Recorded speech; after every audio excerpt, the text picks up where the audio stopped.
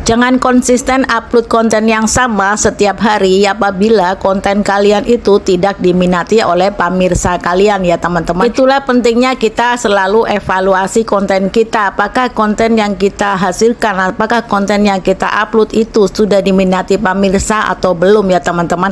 Jika belum, teman-teman harus evaluasi dan harus ganti tema gitu ya teman-teman ya.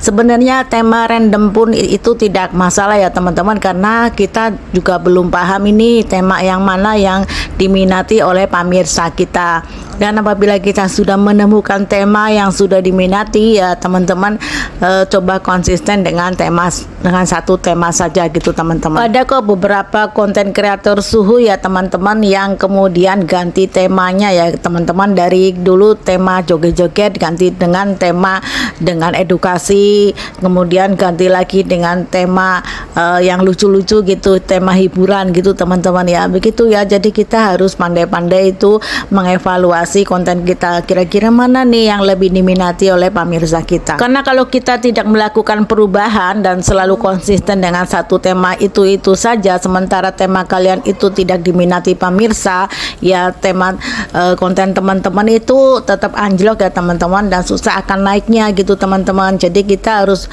pandai-pandai bikin konten ya yang diminati oleh pemirsa kita gitu teman-teman. Walaupun kita sebagai konten kreator ya teman-teman, tidak semuanya itu harus di-up di Facebook ya teman-teman, tidak semuanya itu dijadikan konten.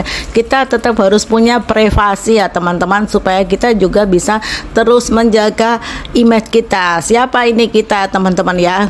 Apabila kita terlalu vulgar semuanya di-up di Facebook ya, apalagi adegan-adegan yang tidak seharusnya di-up ya teman-teman, itu akan menunjukkan bahwa pribadi kalian itu ternyata seperti itu. Orang akan menilainya seperti itu ya teman-teman ya. Jadi kita juga harus tetap menjaga image dan juga privasi kita gitu, tidak semuanya harus di-up. Karena dunia maya ini adalah dunia hiburan ya teman-teman, tempat orang mencari hiburan. Jadi kita lebih ke yang tentang hiburan aja ya teman-teman, tentang resep-resep ataupun ilmu pengetahuan ataupun sharing-sharing yang bermanfaat gitu teman-teman ya.